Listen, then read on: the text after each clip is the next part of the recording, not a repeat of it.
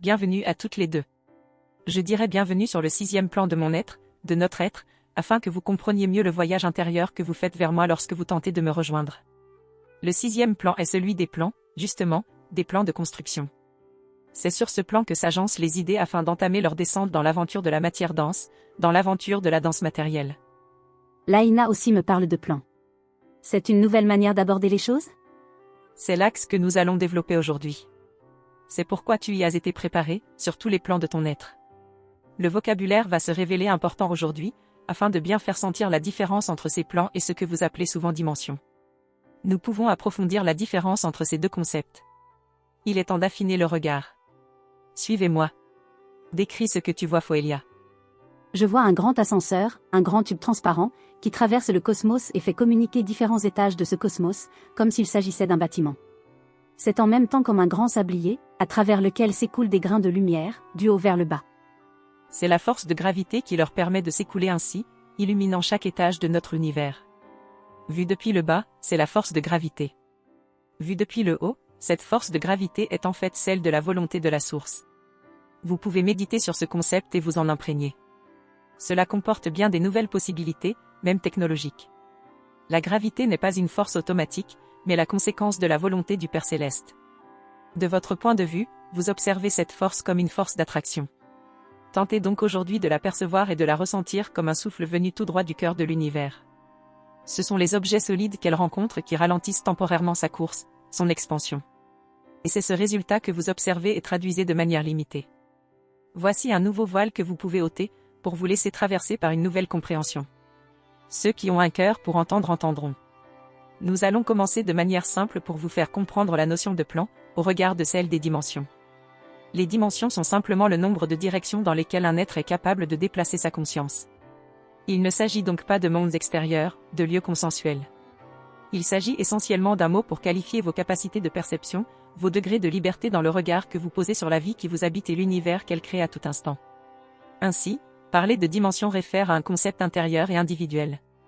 Partez maintenant de cette compréhension pour y ajouter une brique. À chaque étage du bâtiment que tu as perçu par mon WAM, Foelia, vos capacités de perception sont plus ou moins éveillées, opérationnelles, fonctionnelles. Lorsqu'une conscience parvient à percevoir 3 dimensions, elle projette son attention créative sur ces 3 directions.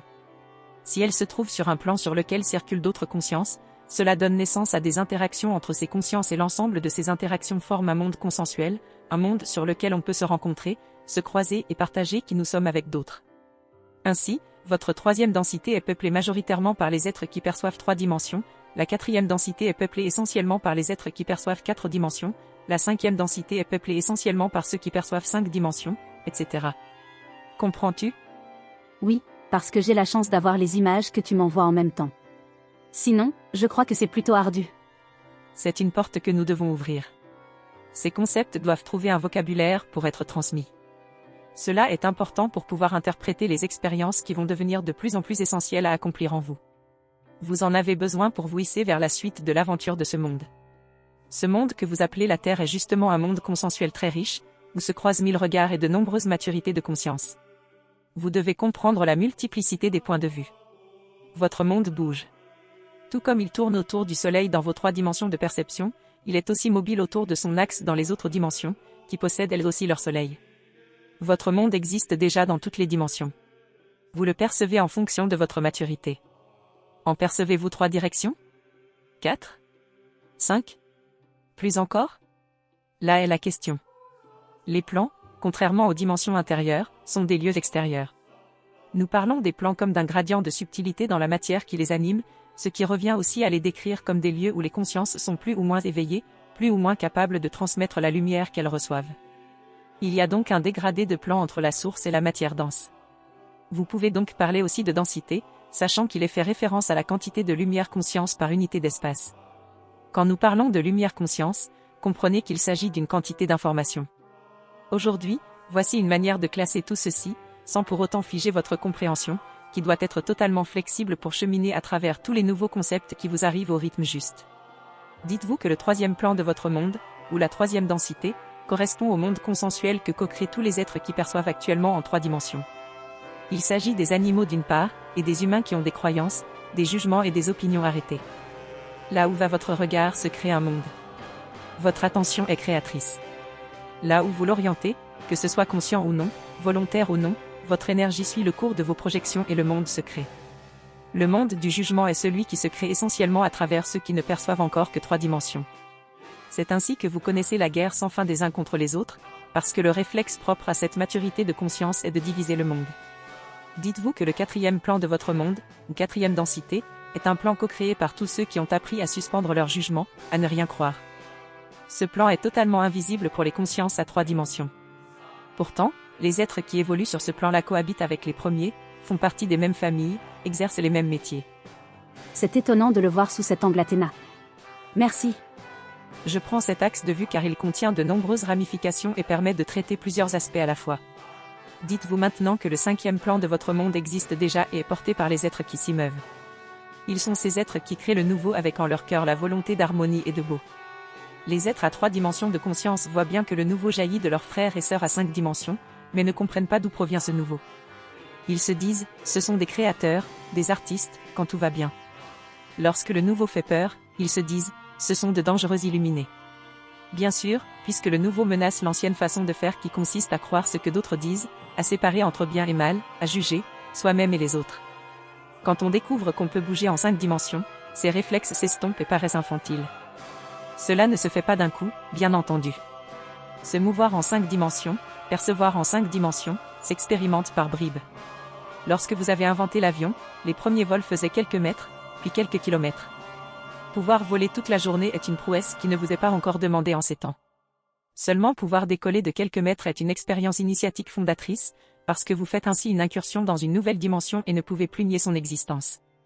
Oui, il existe un monde dans lequel, parce qu'on a pu suspendre son jugement, on a accès à la conscience d'être des créateurs autant que des créatures. C'est ce pas, aussi minuscule que gigantesque, qu'il vous est proposé d'expérimenter le plus souvent possible, en vous. Il existe donc, au 5e étage de votre monde, un plan sur lequel se croisent tous les êtres qui portent l'évolution de votre conscience collective, les créateurs et même plutôt les créateurs. Chaque fois que vous apportez un peu plus d'amour autour de vous, chaque fois que vous importez de vos profondeurs une parcelle de toute la beauté que vous portez, vous agissez, vous créez. Voici encore une manière de vous montrer que la 5e dimension n'est pas ésotérique, mais bien concrète, et que votre 5e densité collective se peuple davantage, de jour en jour. Elle se peuple par tous ceux qui font ce non-effort de se hisser au meilleur d'eux-mêmes pour offrir leur talent et leur enthousiasme à la collectivité, au monde auquel ils participent désormais consciemment et volontairement. Ces êtres-là, vous en faites sans doute partie, sans quoi vous n'auriez pas pu me suivre jusqu'ici. Vous faites partie de cette grande famille qui ouvre le 5e plan de votre monde par sa volonté de se dépasser, de franchir ce grand pas d'évolution. Parce que vous franchissez, aussi souvent que possible, ce pas en vous, le 5e plan se peuple. Comment se peuple-t-il, Athéna? Je vois bien que c'est concret, mais j'ai du mal à m'en faire une idée précise. Il est en train de se manifester par ce réseau mondial dont Ishtar a déjà souvent parlé. Vous n'en êtes qu'au début, mais tous ceux qui cherchent à retrouver leur souveraineté, leur autonomie d'âme, leur responsabilité d'être, se rassemblent pour vivre une vie différente à tout point de vue, l'économie change, la politique, l'enseignement, vos modes de vie, vos interactions. Elle se libère du joug du jugement et de la peur. Les consciences à 3 dimensions voient ça se déployer sous leurs yeux, des êtres qui vont de moins en moins se soumettre à des règles ou des lois injustes, des êtres qui, parce qu'ils refusent la peur, vont commencer à dire non, de plus en plus fort, à ce qui ne correspond plus à la voix de leur cœur, des êtres qui vont se rassembler par affinité et constituer une nouvelle force d'amour. Voilà ce que vont voir les consciences à 3 dimensions ancrées dans la peur, et vous leur paraîtrez dangereux, et ils ne pourront que vous combattre, sans se rendre compte qu'ils renforcent les barreaux de leur propre prison. Il vous faut d'ores et déjà développer un amour infini pour ces jeunes frères et sœurs, dont la révolte est saine, ils ne cherchent qu'à préserver le monde qu'ils connaissent, parce qu'ils ne sont pas prêts à franchir le cap. Nous sommes là aussi pour vous encourager à ne pas voir ceci comme une division des uns contre les autres. Faites partie de ceux qui ne divisent pas. Votre humanité doit traverser cette étape décisive, dans laquelle chacun se retrouve face à ses propres défis intérieurs, avec la conscience qui est la sienne, la maturité qui est la sienne. Merci Athéna pour ces contemplations. Si vous souhaitez me rencontrer, n'hésitez pas à venir faire un tour sur mon site, foelia.net. Là, vous pourrez me lire, mais aussi m'écrire et me poser vos questions. Je me ferai une joie d'y répondre autant que possible. Belle journée à chacun d'entre vous, et belle aventure, sur ce monde incroyable que nous co-créons à chaque instant.